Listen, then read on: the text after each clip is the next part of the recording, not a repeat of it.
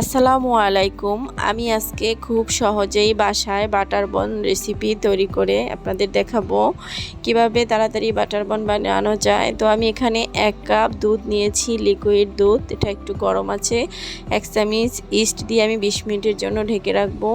তো 20 মিনিট পরে ফিরে আসছি। এখন দিব একটা ডিম, দিয়ে দিচ্ছি 1 টেবিল চামচ চিনি, 1 টেবিল চামচ গুঁড়া দুধ, একটু লবণ, তারপরে 2 টেবিল চামচ দিয়ে দিচ্ছি ঘি। এখন আমি ভালোভাবে এটা নেড়েচেড়ে মিশিয়ে নিব। তারপরে দিব 2 কাপ ময়দা, অবশ্যই ময়দা নেবেন। তো আমি এই ময়দাটা দিয়ে আমি ভালোভাবে হাত দিয়ে মথে নিব। তো আমি এটা একটা সফট ডো তৈরি করে নিয়েছি। এখন আমি 20 মিনিটের জন্য রেস্টে রাখবো। 20 মিনিট পরে ফিরে এলাম। দেখুন কি সুন্দর ফুলে উঠেছে। এখন আমি এটা আলতো করে একটু মাখিয়ে নিব। তারপর একটু লম্বাটে টাইপের করে আমি একটা ছুরির সাহায্যে 4 ভাগ করে নিব। আমি এখানে 4টা বাটার বন তৈরি করব।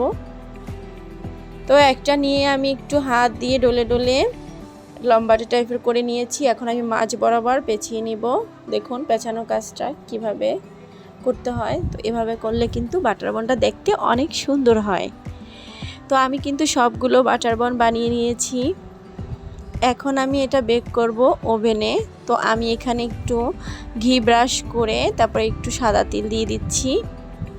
এটা কিন্তু দেখতে খুবই সুন্দর হয়। তো আমি 15 মিনিটের জন্য ওভেনে দিয়েছি। আমি 15 মিনিট পরে ফিরে আসছি। দেখুন আমার বাটার বন কিন্তু একেবারে রেডি।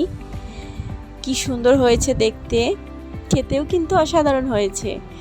তো আমি একটু ভেঙে দেখাচ্ছি ভিতরটা কতটাই সফট আর কতটাই ফোমের মতো হয়েছে।